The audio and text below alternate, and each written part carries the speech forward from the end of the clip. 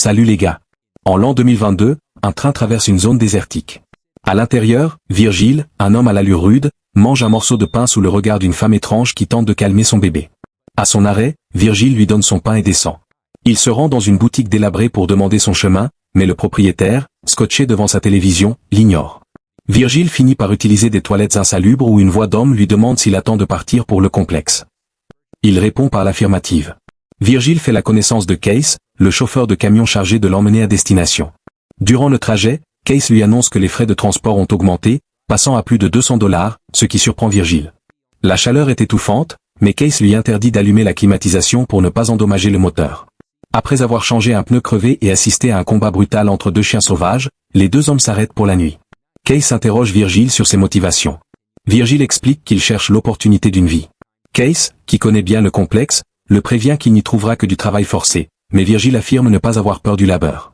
Le lendemain matin, alors que Virgile conduit pendant que Case se repose, il décide d'allumer la climatisation au maximum. Comme prévu, le moteur tombe en panne. Case explose de colère. Pendant qu'ils attendent, Virgile s'éloigne et remarque des amas de roches. En grattant la terre, il découvre un éclat brillant, de l'or. Case teste la roche avec son briquet, si elle noircit, ce n'est pas de l'or.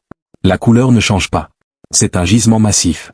Les deux hommes tentent de le déterrer à la pelle, puis de le tirer avec une corde attachée au camion, mais le rocher est si énorme et profondément ancré qu'il ne bouge pas d'un pouce. Le soir venu, Case explique qu'ils doivent ramasser du bois car les chiens sauvages sont très actifs dans la région et ne peuvent être tenus à distance que par le feu. Autour des flammes, l'excitation monte. Case hurle de joie en pensant à la fortune qui va changer leur vie. Cependant, ils réalisent vite qu'ils sont incapables de transporter une telle pépite sans équipement lourd. Puisqu'ils ne peuvent pas extraire l'or seul, l'un d'eux doit retourner en ville pour chercher une excavatrice. Case propose d'abord d'y aller lui-même, car il estime que Virgile ne survivra pas longtemps dans cet environnement hostile. Cependant, Virgile insiste pour rester et monter la garde sur le gisement. Il argumente qu'il ne connaît personne en ville et qu'il est assez dur pour tenir le coup. Le lendemain matin, Case part en lui laissant quelques conserves, un peu d'eau, une bâche pour s'abriter, un téléphone satellite et un canif. Il estime son retour à environ 5 jours. Virgile installe son camp de fortune sous un arbre et commence à ramasser du bois, chassant au passage un scorpion qui rôdait près de son abri. La nuit tombe, et l'inquiétude grandit alors que les hurlements des chiens sauvages déchirent le silence. Le deuxième jour, Virgile se réveille épuisé et pâle. L'isolement commence à peser, il hésite même à utiliser son eau précieuse pour se nettoyer. Soudain, le téléphone sonne, mais il s'arrête avant que Virgile ne puisse décrocher. En explorant les environs, il découvre les débris d'un avion écrasé.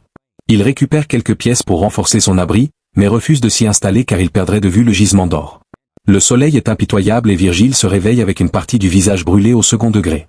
Pour s'occuper, il tente de briser un morceau du rocher avec une pierre et finit par détacher un petit éclat d'or massif. Case finit par rappeler. Les nouvelles sont mauvaises, le camion surchauffe et son retour prendra plus de temps que prévu. Case lui ordonne de rester assis sur l'or et de ne pas bouger. La nuit suivante est un calvaire. Les chiens sauvages s'approchent dangereusement, forçant Virgile à utiliser ses dernières braises pour les repousser et protéger sa vie. Le lendemain matin, la chance tourne pour Virgile. Alors qu'il boit un peu d'eau, il aperçoit un serpent rayé qui s'approche de lui. En tentant de le tuer, il renverse accidentellement sa bouteille, gaspillant la majeure partie de ses précieuses réserves d'eau. Désespéré, il retourne vers l'épave de l'avion pour récupérer d'autres débris. C'est alors qu'il aperçoit une silhouette au loin, une femme s'approche. Virgile se cache à l'intérieur de la carcasse, mais l'inconnu le repère et lui demande de sortir. Elle lui propose de la nourriture et à boire, mais Virgile, méfiant et paranoïaque, refuse tout. Elle l'interroge sur sa présence dans le désert, mais il s'enferme dans le silence. La femme commence à soupçonner que Virgile cache quelque chose. Elle le suit jusqu'à son campement, l'assaillant de questions.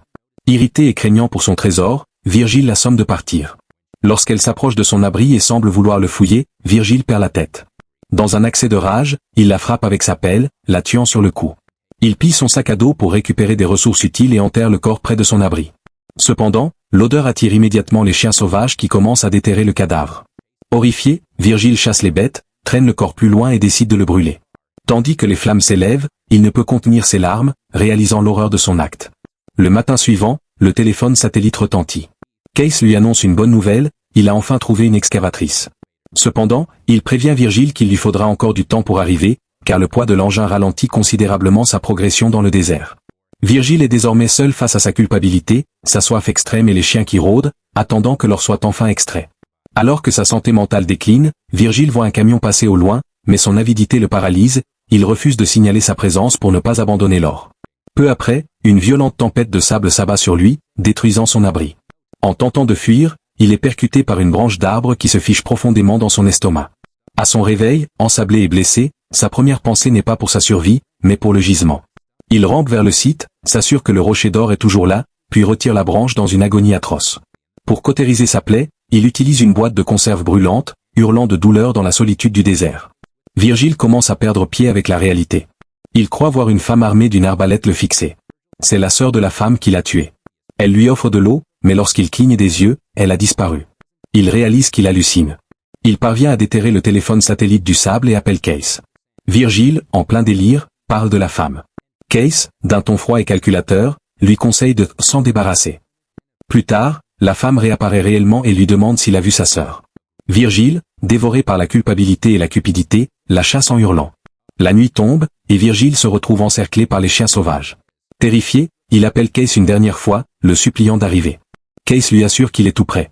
C'est alors que la vérité éclate. Case est effectivement tout prêt, mais il observe Virgile avec des jumelles depuis les collines. Il attend froidement que la nature fasse le sale travail à sa place pour ne pas avoir à partager l'or. Virgile meurt dans des souffrances atroces, dévoré vivant par les chiens, les yeux fixés sur le métal jaune jusqu'à son dernier souffle. Une fois Virgile mort, Case descend tranquillement avec son camion et l'excavatrice. Il contemple le cadavre de son partenaire avec indifférence et se prépare à extraire la fortune. Mais alors qu'il retourne vers son véhicule, une flèche lui transperce la poitrine. Case s'effondre sur le sable, cherchant désespérément du regard son agresseur, mais il ne voit personne. Le film se termine sur cette ironie cruelle. Les deux hommes sont morts pour un trésor qu'aucun d'eux ne pourra jamais dépenser, probablement abattus par la survivante qui cherchait sa sœur.